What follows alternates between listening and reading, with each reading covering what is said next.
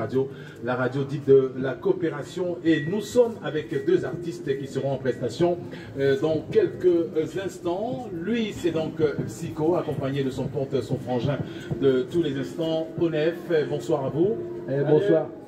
Voilà, en compagnie donc de Jean-Christ, Eden et Bioni pour ce moment de partage avec nos valeureux artistes qui nous arrivent d'Armentières, on le rappelle, dans la région des Hauts-de-France.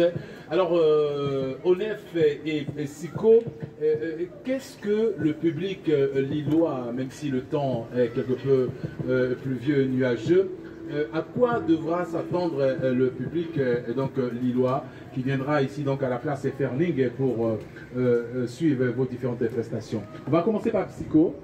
Moi, pour ma prestation, on va commencer par un morceau reggae qui s'appelle Passe-temps. Ensuite, on enchaîne sur du boom bap avec Authentique. Et on va porter sur un peu tous les univers du rap avec Félé, Funk. J'ai fait des choses à fond la caisse, voilà, qui sont plus trap, enfin plus dans la tendance actuelle, on va dire. Ouais. Et on clôture avec un morceau reggae parce que j'aime bien commencer reggae et finir reggae. D'accord.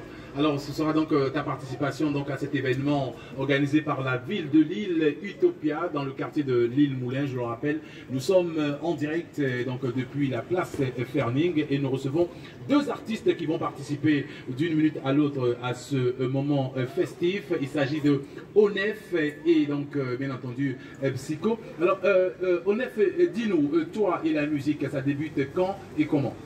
Alors moi, bon, ça a débuté quand j'étais enfant, je faisais de la musique déjà, c'était pas du chant ou quoi, ou du rap, c'était juste voilà, de la composition. Après je me suis mis à rapper et en vrai ça m'a plu, j'ai vu que j'étais potentiellement bon dans ce que je faisais. Donc, pourquoi ne pas se lancer dans la variété musicale, mais plutôt le rap, le hip-hop? Peut-être la simplicité on va dire, peut-être c'est plus simple et puis voilà, quand on est jeune. Pour moi, je considère que j'ai trouvé ça plus stylé de faire du rap. Après, je dis pas, peut-être je ferai de la variété. Est-ce qu'il y a dans des chansons une thématique, des thèmes comme ça que tu abordes, des faits de société? Ouais, surtout sur les faits de société, souvent c'est l'actualité.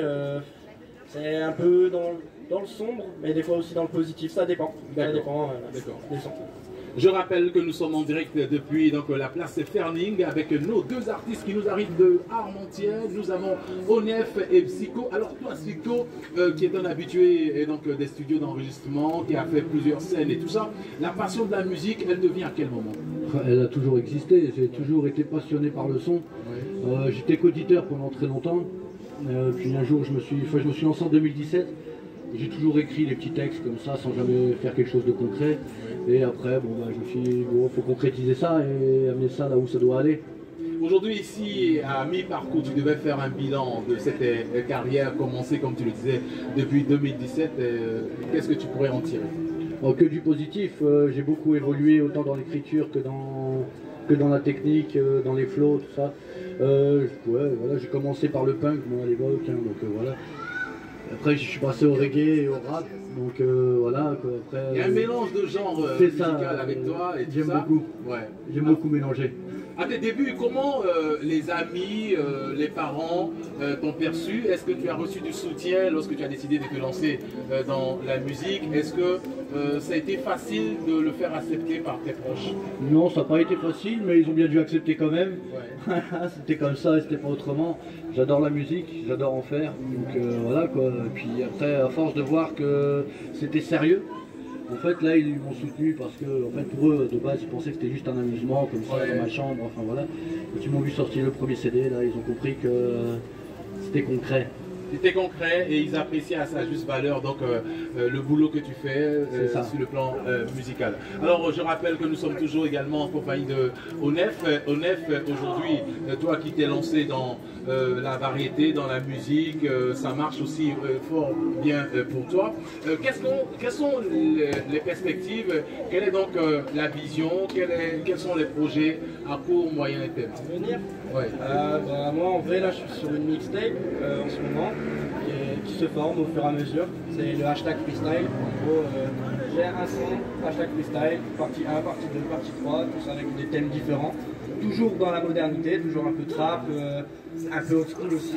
Voilà, sinon, je me vois, j'espère en vivre un jour, on verra. Ouais. Sinon, Pour l'instant, c'est pas le cas. pour l'instant, c'est pas le cas.